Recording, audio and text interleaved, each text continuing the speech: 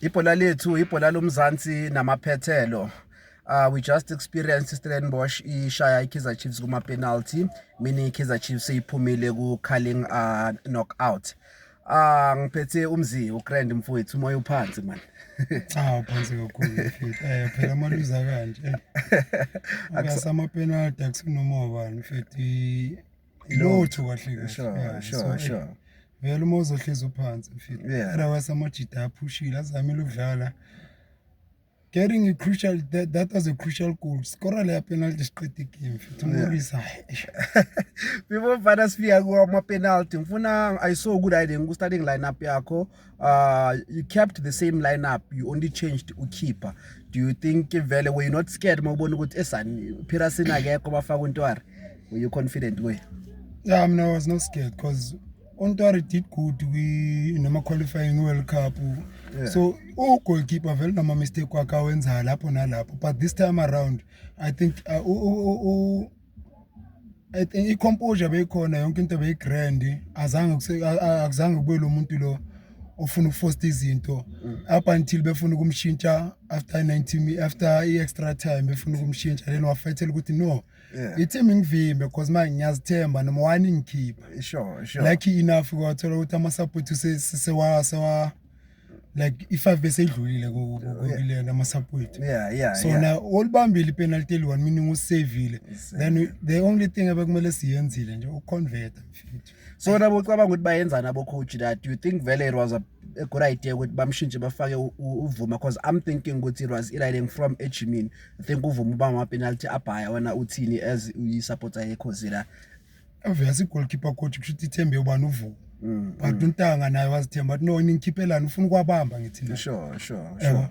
Vele because uVuma bebafuna ukumfaka because ini goalkeeper coach yamthemba. So mawuthemba igoalkeeper coach obviously ifuna ukumfaka but into mina ncancane nje ispirit sakhe ukuthi manje ufuna ukufighta naye like ufuna ukubala ufuna ukubalwa naye and sure walibambe li-1 lamgaye confidence. But going back to igame mfana u-riding, who was your impact player othi mhlambe bekakufikele Vandag because we saw engine yetekisi beyifikile uSolomons ngale yabona nje who was your impact player ucabanga ukuthi bekayilwela iKhosi Vandag?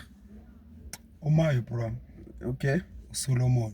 All right. Then mina for mina ne isapu kaMabe kumele ukuthi abamkhiphanga because ikhona le combination yana ekhona kuye uMayo uLilepo kuba another thing ukuthi okay mawukuthi mina ngiyahluleka ku striking force Lilepo come number 9 mina ngizoya eside so yabona that communication iba khona so mina was happy ngoMayo Vandag uprovile ukuthi nje azange abe nenhlanhla ukukora because uzamile ukushaya ipala ezama ukushuta but akakora ngenhlanhla bengekho nathi otherwise overall mina Stellenbosch mfethu they came with a good plan mfethu wona bana bebeplanele iChiefs I deserve because if boyishayile Vandag buzobe uyishaye 5 times in a row and you had the opportunity to ishaya kusele nje kancane njengoba usho lana and then in terms of middle fielder yakho bo happy because umthetho I see he also had a good game nayo umbone kanjani? Umthetho obvious mfethu uhleza siphakamisela hleza sidlalela for Vandag vele kube khona lapho nalapho esibhayiziseka sengikhulumela in terms of ukuthi uNgcobo for Vandag ne igame uzamile ukuthi ayibambe but ubu-offnyana bebukhona but era wasiyena uzamile ukuthi ayibambe so umthetho always mfethu umuntu ofathela ukuthi mina the only thing engidinga ukuthi destroy whatever attack abayizama kithi once athola ibhola siyakwazi ukuthi siba attack but for Vandag iStellenbosch futhi beyisiplanele ngendlela ukuthi asikhonanga ukudlala ibhola lethu for Vandag because they were excellent kuyo yonke into they were excellent besiphusha like bekumele sifoste izinto and we had the opportunity ukuthi sibashaye ema penalty but akwenzakalanga yabo so vele ama penalty mfethu ilotho mfana and we saw Sirino came in for uShabalala. Do you think that was a impactful sub uye wayenza ushintsho in terms of game ngama last minutes?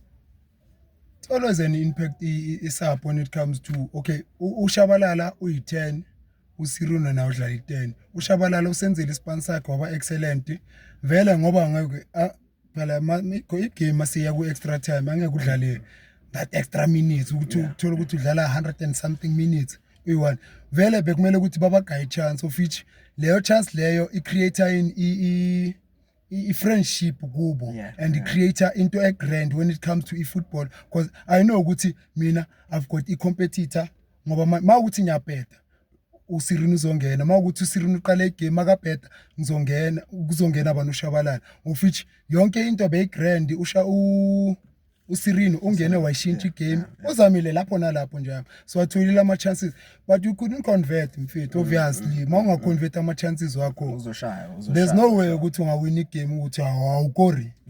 Ngicela sivale kanje mfana, ubafake uRayden uMorris, I think bese bamfake level penalty, we saw him Messi penalty. What do you think as uRayden uMorris as a player, do you think i-player deserve a chance ukuthi lidlaliswe or nje uthi hayi plus uMessi ne penalty akasikayi for call lo muntu?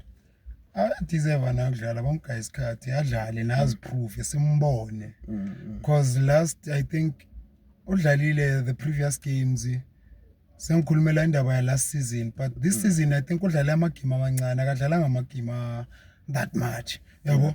So when it comes to i-penalty mfethu banobani yalimisa, obvious uNtanga usuka from ebenchini bamfakela ukuthi ayoshaya i-penalty na uPK Sport of which ugoalkeeper kwenzeka ukuthi uyamazi yabo, because manje yabona the well-land engakhona but naye bekafuna ukora ukuthi bekashaya i-penalty ngoba manje because that was a crucial penalty mfethu nje ukora la penalty siqeda igame. So yabona into ezikanjalo obvious ugoalkeeper uzoba yi-hero from the bench uzoseva ama-penalty akanje, uyayideserve ne-man of the match. Sure. Talking about the goalkeeper deserving man of the match, siyayivala ke kanjalo bafethu, keep liking and subscribing. I-Kaizer Chiefs iphumile ku-Carling knockout, abaningi babasho bathi at this rate it's for i-Pirates to win the cup, but so lokhu sinibamba ngamanye amagame alandelayo. Siyakuncanya bafethu, ibhola lethu lomzansi namaphethelo.